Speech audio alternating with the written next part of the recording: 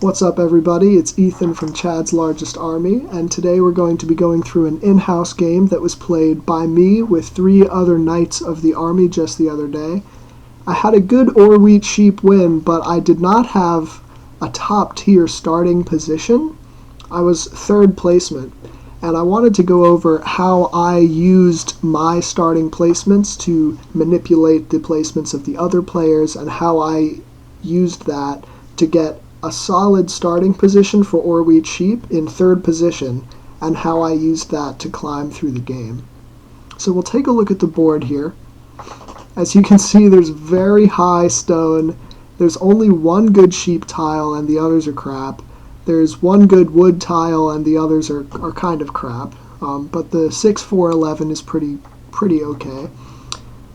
There's a good amount of brick and there's a good amount of wheat. So overall it's pretty balanced, but with not a lot of wood, not a lot of sheep. And there are no obvious port strategies either. There's not like 3 big tiles of one kind that are all together or anything.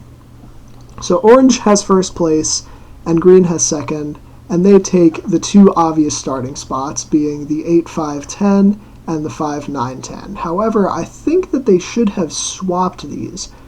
Orange chooses the 8-5-10, but on this board I think they want to take the 5-9-10 first. Wood is very rare, and the 9 is the best wood tile, and there are 2 6s and an 8 for stone, so it's very unlikely that orange is going to get blocked out of stone. But as we will see, he didn't get punished for this. So he takes the 8-5-10, and green takes the 5-9-10. On my turn, I was thinking about what other players wanted, because the players before me had 2 great spots, so I'm just thinking, what are they missing, and what's the 4th player going to do? I went at the 4-5-11, and I point my road to the right to hopefully build down to the 10-9. So this spot looks weak, but it's actually a bait. Going here leaves 3 really good spots for black. The 10-3-8, the 6-4-11, and either the 6-2-4 or the 6-3-4. Because I know black's habits as a player, I was pretty certain he would take the 10-3-8, and he did. This gives him good wheat, the only good sheep tile, and a little bit of wood. And because he took the 10-3-8, I know he's going to take the 6-4-11 on his next turn. This gives him a strong ore tile, gives him brick, and gives him more wood, which strengthens his 3 wood tile that he already has, especially with the wood port being close by. Then it's my turn, and I place on the 6-4-3, which actually gives me equal ore production to orange and 6 points more wheat production, even though I've placed 2 and he's only placed 1. I also have 4 points of sheep, and he has 0 right now. So we'll see how that goes. I pointed my road up to compete with orange's ore production, trying to get over to the 6-2. This leaves green the obvious 11-3-6 spot. He now has 5 resources, just as black does, and he's kind of partnered with black. Black has less wood and brick than green, who has less sheep than black. This plays well into black's general game plan of heavy trading, which is something he really likes to do. Then it's orange's turn. And despite getting a great starting spot, he can't get any sheep and barely any wood, so there's really only one spot for him to go. He can't go at the 8-4 because that will very likely leave him stranded. Even though it would give him 5 resources, his wood and brick in these 2 spots aren't strong enough to fuel expansion through his one other settlement and at the 8-5-10. By choosing this unexpected 4-5-11 spot first, and using it to direct the other player's placements, even though I'm in 3rd position, I've started with the strongest or wheat sheep and have a development card in my hand on round 1. I suggest some trades for road materials or a wheat to get myself a city round 1, but no one's bites, so I just get a dev card as planned. Already black is saying that he can foresee a game-changing ore monopoly later in the game, and he's right, so we'll look forward to that. Black builds up to the 3-1 port, and orange cuts me off, which is unfortunate, but it does work for me a little bit in that it puts a big target on his head. Soon he will have a lot of ore production and a 2-for-1 ore port. I roll a 7 and I put it on the 9 wood. Blocking wood or brick is always strong in the early game because it slows down people's expansion, and especially in this board, the 9 is the only good wood tile, so it's going to be really hard for people to go anywhere. Black rolls a 7 too, and though we both want it on the 9 wood, either of the brick tiles is a good choice too. Orange rolls a 4, and now I have a city in hand. Green rolls another 7, and now there will be almost no sheep in the game. On my turn, I roll a 7 and put it on the 10 brick, but to be honest, I'm not too sure why I did this. I should have just put it back on the 9 wood and stolen from Green because he has 2 sheep in his hand. I was probably trying to steal Orange's brick, but at this point he had already spent it on the road that he used to block me, so that's my bad for not tracking cards better. But either way, I have a city in hand, and I decide which settlement to upgrade. I chose the 643 because it brings my ore and wheat production in line with one another. Before placing this, I had 5 points of ore and 7 points of wheat, and now I have 10 points of ore and 10 points of wheat, so they perfectly complement one another. If I had placed a city on the 4-5-11, my hand would overflow with wheat, I wouldn't have enough ore to catch up with it, and I don't have any ports to get it out of my hand with. Black rolls an 11 and gets me a sheep, and Orange says he's afraid of me ripping dev cards. He's right to be scared because that is my plan. Black asks for my sheep in exchange for a brick, which he knows is an offer I can't refuse. With my city, I actually have an almost decent amount of sheep production, and I have no brick at all. Black uses my sheep to build a settlement, and already we can see his playstyle of aggressive trading playing for him. Green rolls another 11 and wants wheat to build a settlement. He plays a knight to try to steal it from Orange, but he doesn't get it, so he just builds a road. Luckily, I have a knight card in my hand, and since I have a settlement and city on the 4, I want to get it off. Though at the end we'll see that barely any 4s were rolled this game. But I put the robber back on the 9 wood again. Everyone is still in need of a lot of wood, and I feel okay blocking it because I have some in my hand. I roll a 6, which gives everyone ore, and I buy a dev card hoping to get a Year of Plenty or a Road Builder so that I can expand while the wood is blocked. I get a VP, which is also nice. I decide to just build my road since I don't have the Road Builder and I don't have materials for another development card in my hand.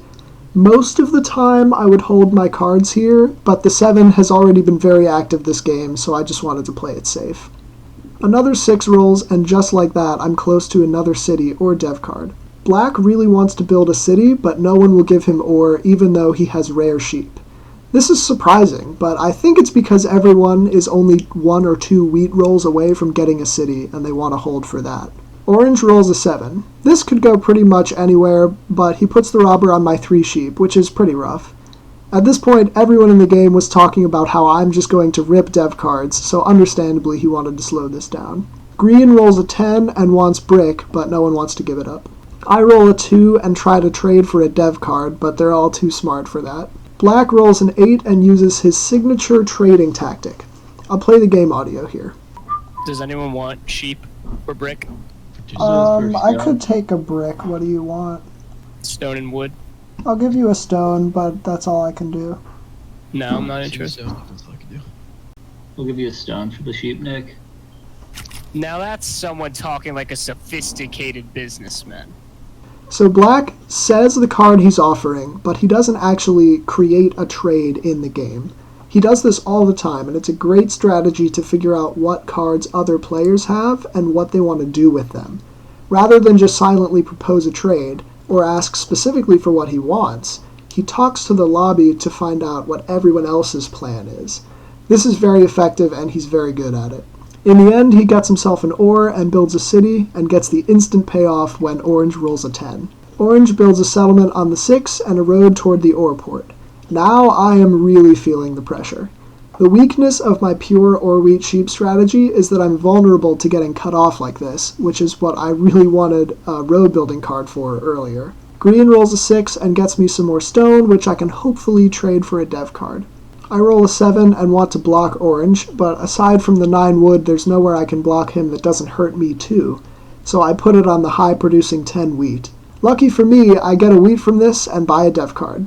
It's not a road builder, but a knight helps me too, because my win condition this game definitely includes largest army, given that I'm the or wheat sheep player. I offer some stone up for wood or brick, and the only trade I can get is 2 stone for a brick. In retrospect, I should not have made this trade. It was a desperation trade that gave black an easy city. Black rolls a 6, so if I hadn't traded, this would have given the city anyway. But it also would have put me at 5 stone, which I could port for the brick instead of giving it to black. Green rolls yet another 6, and orange says that I'm probably about to drop a hot monopoly. Then, when I don't play it, he asks me how it feels to be tied with black, suggesting that I have 2 VPs. Orange always has laser eyes on the dev cards. He follows them very closely, and it's hard to sneak a win past him like that, so this actually scares me a little. Since I have 5 stone, I port 4 of it for a wood to complete my road, and I opt to build to the 6 stone to keep competing with orange's ore production. Black rolls a 5 and really wants wheat because his is blocked. Orange rolls a 7 and green has to discard. Once again, orange places the robber on my sheep and manages to steal a wheat and get himself a city. Thankfully, I have a knight card and I place the robber on the 9 wood. There are a few things I could have done here, but at this moment I was really just booling and I told orange this means war. I steal from him and get a wood, which is good for me. I then roll a 10 and orange gets 2 brick, but obviously he doesn't want to give me one. Black rolls a 6 and buys 3 dev cards. I am now officially scared of black. The mid-game is when the 5 resource strategy is strongest, because all 5 are very useful on almost every turn, and he can trade them away if he likes. I will be stronger than him in the late game, because as we can see, he's almost reached the limit of his ore wheat sheep production. He probably won't get a settlement on the 612, and the only other thing he can do is build a city on the 10 wheat.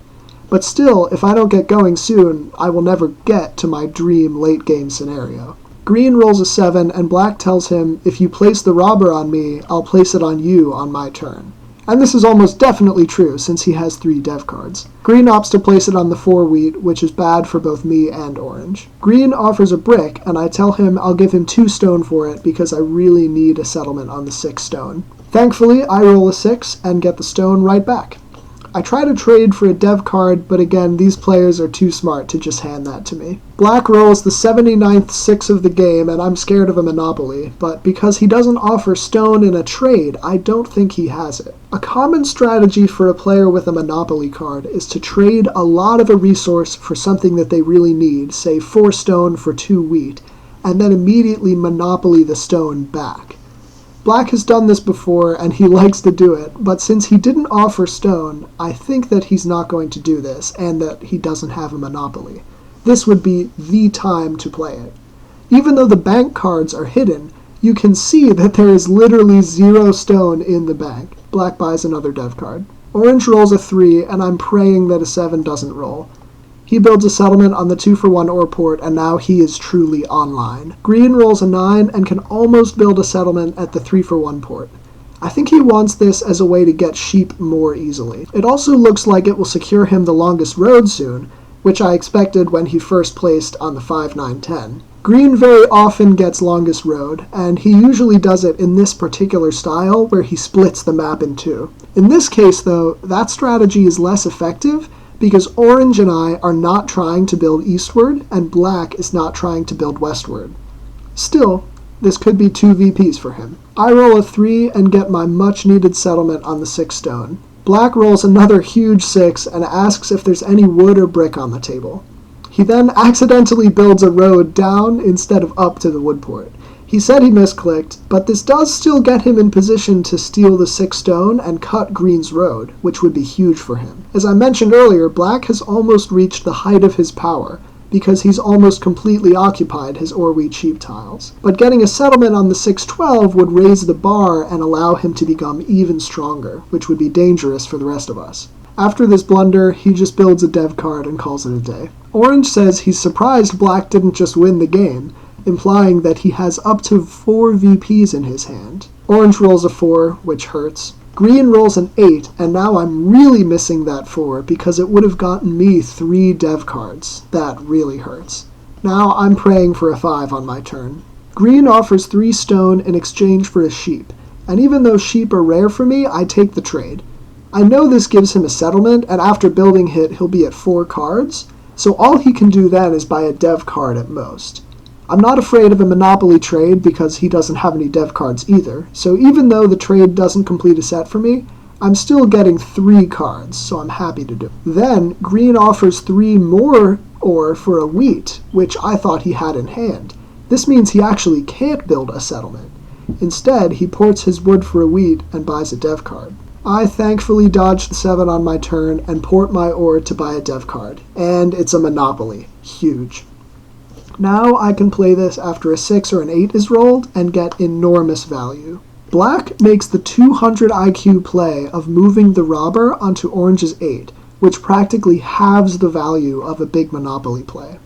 He doesn't know I have it, but he was the one at the beginning of the game who said he knew this was coming. It's also just good to block orange at this point because of his ore port and ore production. He then rolls a 3 and makes the exact same trade he made his last turn where he built his road incorrectly, but this time he screws it up because he already played a knight card, so he can't play the road building card he has.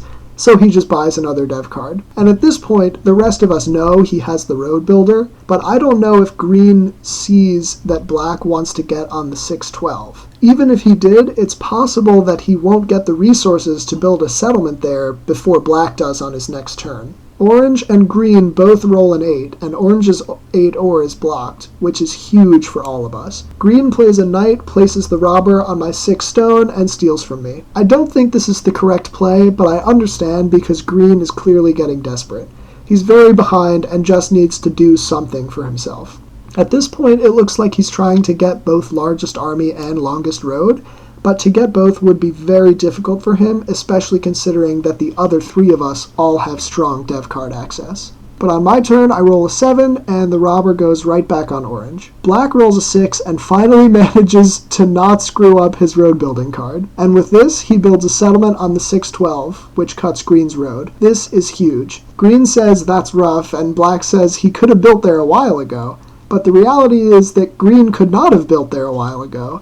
Green has actually been trying to build a settlement there for 3 or 4 turns now, to no success. He's mostly just been getting unlucky rolls, but he also could have prioritized building on the 6-12 before the 3-for-1 port, which I think would have been smarter. Orange places the robber on the 10 wheat. On green's turn, he has 11 cards and can finally build his settlement. On my turn, I miraculously dodge a 7 and decide to just use my monopoly card. I'd been waiting to do it for a while, but unfortunately green just gave 4 stones to the bank, so I only get 3 stone out of it. My rationale at the time was that I wanted to make space for knights and other development cards, but given that I didn't actually have any in my hand, I definitely could have held the monopoly and gotten more out of it. Either way, 9 stone is still a lot, so I opt to buy 2 dev cards instead of a city. One of them is a VP, which is big, and the other is a knight, which is exactly what I needed. The reason I didn't build a city on the 4-5-11 is because that actually doesn't do that much for me. Let's break this down tile by tile. Getting 2 sheep from the 11 doesn't do that much for me because I already have the 3, and I only need them for 1 knight card anyway, which I did just get by buying a dev card. Once I get largest army, I can just build cities, which don't require sheep. Upgrading the 4 is good, but I already have a city on it, so I'm already getting decent output from it. And there's pretty much nothing wrong with upgrading the 5, but it's just not as valuable to me as a knight card, which would enable me to keep the robber off my 6 stone.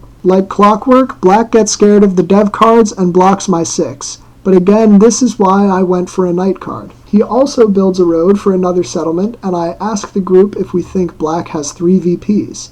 It's unlikely, but possible. Now that I have 6 VPs and am 1 knight from largest army, the fastest way for me to win is just to build 2 more cities, which is easy given how much ore and wheat I'm sitting on. Green places the robber on my 4. On my turn, I play my knight because black likely has one and would secure largest army if I didn't play mine. I steal wood from him and buy another dev card. It's a knight, which is good because if black has 2 knights in hand, he might somehow be able to steal largest army away from me. I block the 6 ore because that's black's key to victory. He plays his own knight, and blocks my 4 wheat because he knows I can get ore from pretty much anyone through trading. I produce more stone, but he wants to block my wheat instead so that my hand gets stuck. Orange has been pretty stuck for a while because he has no sheep. The only one he can reliably trade with for it is black, but because of black's 5 resource setup, there's nothing orange can offer him because there's nothing he needs, unless the dice roll poorly for him. In any case, thanks to his 6 roll,